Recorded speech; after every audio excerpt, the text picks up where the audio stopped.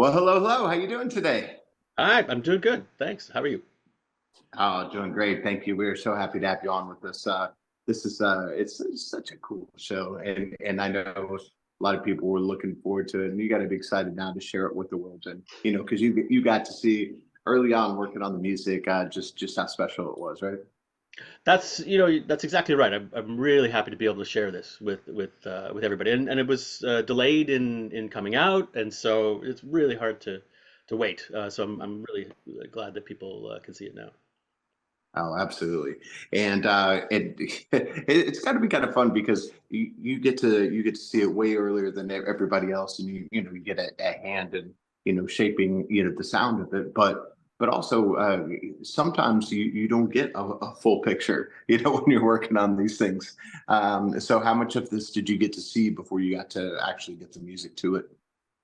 Well, I'm lucky. I get to see the complete That's good. episodes as I work on them, but I tend to concentrate just on the scenes that require me to do music for them. So when you sit down like now and you watch the episode, it's been a while, and so a bunch of scenes that I didn't work on, when you see the whole thing, you're like, oh right, oh yeah, it's nice to see the whole thing in its entirety play out, and they make decisions at the dub stage, even with the music that I've sent them, and I find out with everybody else what it actually ended up being when we watch it.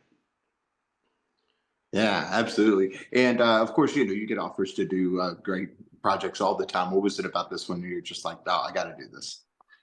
Well, Abe Sylvia has me at hello if he calls, whatever he's doing, I'm down to clown. He's terrific and just a joy to work with, and I've known him. Geez, I'd be embarrassed to say hello. Yeah, like 20 years. I mean, I did his student films at UCLA, so it goes back a long way. Yeah. Is there a particular scene that you just when you saw it, you're just like, oh, I know exactly what I'm going to do, and it just turned out exactly the way you Oh no, no, no! There's no scene that I looked at and says I know exactly what I'm gonna do. know? No, no. This was a proper hard work, and yeah. One of the reasons I'm so happy that people can see it is because we worked really hard on it, and I joked, with my team and my wife that it's frustrating that the harder I worked on it, the better it sounded, and there's no shortcuts. I just if you work really yeah, for this, yeah, we're very proud of how it turned out, but it was proper hard work. Yeah. Oh, I love that.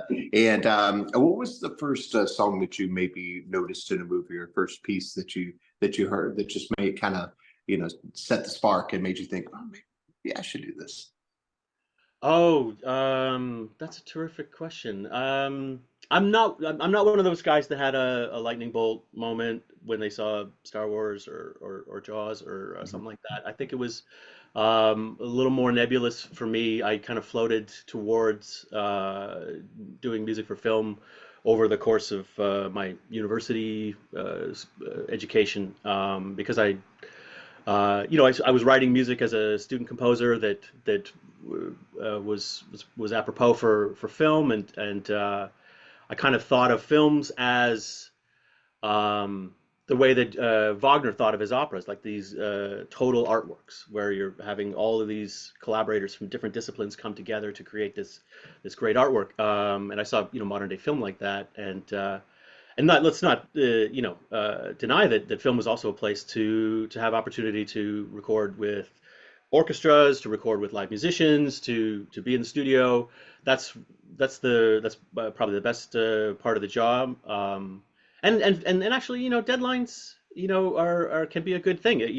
I know when I start a project that we're gonna finish and we're gonna have some finished music and it's gonna be something, and it's not gonna languish. Sometimes art music, when I was working on concert works, it's hard, languished, unfinished for ages. So yeah, those are the reasons that I kind of came to film. But it wasn't a particular.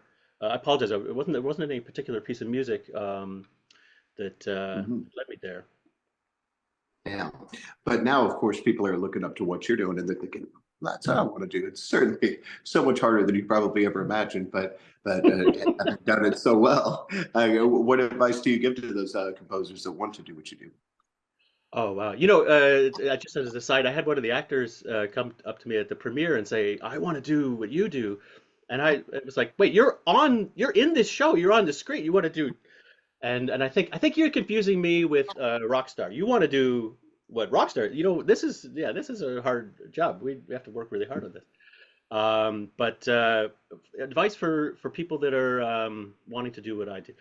Well, geez, kind of it's changing fast these days. It's hard to know if your advice is going to be of any use with the speed of technological advance. But I'd say that, to come to film with a developed skill. So develop your ability to make music, develop your writing ability, your producing ability, your ability to make music that you really like, and your ability to write music and produce music quickly. That is actually one of the best things that you can do for yourself in film is to be able to produce things quickly. And then as you know, and so if you can come, um, that's where I see, writers have, they develop their craft, then they come and they can write for film. Actors can develop their craft for theater, bring their craft to film, direct it. So yeah, like again, a little bit the way, the total artwork. Like I like the idea of showing up with there's this assumption, you hear it a lot where like, oh, it's just assumed that you will have the ability when you're given the opportunity. And I kind of feel like, why is this assumption made that people just have this? Let's make sure that that's in place, and then try and apply it to film. Absolutely. Well, my co-host Drew Pearson, one of our great Dallas Cowboys, NFL legend, caught the Hail Mary, went into the Hall of Fame, and we all know that Hail Mary term now. And so we love to ask people their Hail Mary moment, which is that moment in your life or career where you just had to go for it and it worked out for you. What do you suppose that was for you? Well, in 2007, I was living in Vancouver, and I was selected to be one of the fellows at the Sundance Composers Lab in Utah. That was put on by BMI. And following that experience, I said, I don't have any real reason to justify it, but I'm gonna rent a studio in LA, and put a pied a terre in LA, and a little if you build it, they will come situation.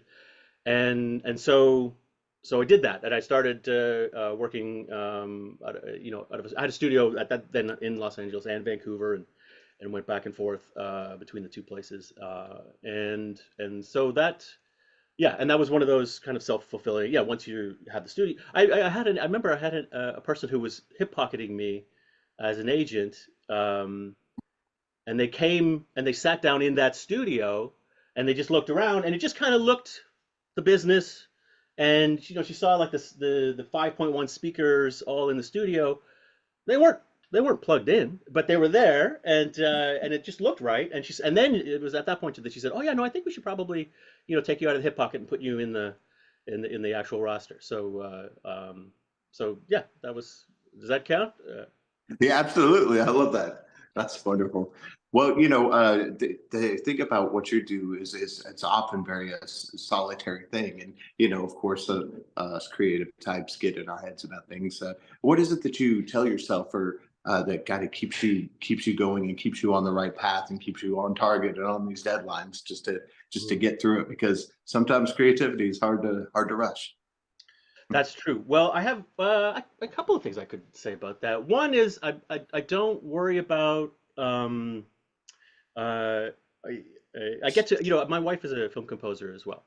Mhm. So I have a nice sounding board upstairs if I want to bounce something off, and she's also I don't know if it's because she's Japanese, but it helps that she's not obsequious, and she won't give you good news just to make you feel better. Like if she doesn't like your piece, she's not going to tell you that it's good just so you'll feel better. But sometimes I like to give her advice, and the idea of like getting over writer's block is just to not worry about whether what you're writing is good or bad. Just write something, and you can always, especially we're expected to make revisions and to alternate versions, and so the first version doesn't have to be the one, and it doesn't have to be spectacular. And especially if you're having trouble getting started, you can just sit down and like, well, I'll just write something bad. And once the act of doing takes over, then you can steer it into something better. And was it Picasso that said like inspiration should find you already busy? So Hmm. that's that's one of that's on a more practical level. I'll say too, somebody asked me like, oh, what's your piece of kit in your gear that in your studio that you can't do without? And I have a controller keyboard that makes its own sound, so I don't have to wait for the computer to load sounds. I could just make a sound, and that adds a lot of time. That adds a lot of writing time to my day, because if you think about all the time you're waiting for files to load or the computer to restart or the thing to start up, I can still be working on melodies and harmonies and arrangements while I'm waiting for the actual sequence to load or the sound to load. And so yeah, so inspiration finds me already noodling and busy. So uh, Good. I love that. You've worked on such a wide variety of things. It's really amazing projects, and people all the time when they discuss your work, you must hear a few of them kind of over and over again. What are the ones that people want to know the most about? the projects that I worked on. Hmm. Well, this I think is probably the most exciting. The cast on this show is just Oh, yeah. so stellar that this is a very very exciting project to have worked on. The other projects that I worked on with Abe were pretty good. Filthy Rich had Kim Cattrall was on Fox for a Mhm. season, and that was a show where they had me emulating and being inspired by music from New Orleans, and Mhm. this one they had me emulating and being inspired by music from the '60s, and uh, yeah. I'm trying to think. I it's a little obscure, but I did a show for DirecTV for like 5 seasons that starred Tandeway Newton, and that's like pre um, HBO Westworld, uh, Mhm. and that was a fun show to do 50 hours of television for. So yeah, it's hard to think. Yeah, I think it's a generous question. I don't think people are really asking me too much about my previous shows. Yeah, absolutely. Well, it's been a wonderful thing, and we always look forward to seeing your name pop up in the credits. And so, last thing, oh, what are we going to hear you do next? I don't know. At this point, we're excited to see what comes in over the transom. But at the moment, I'm really hoping that Apple wants to send us back to Palm Royale for season two. Yes. I think that would be a nice thing to do. Absolutely. Well, for now, we're going to tell everyone to check this one out. Congratulations on everything and on the show. It's fantastic. And look forward to talking to you again sometime very, very soon. Thanks so much. I appreciate it. Thank you so much. Okay, bye bye. Cheers.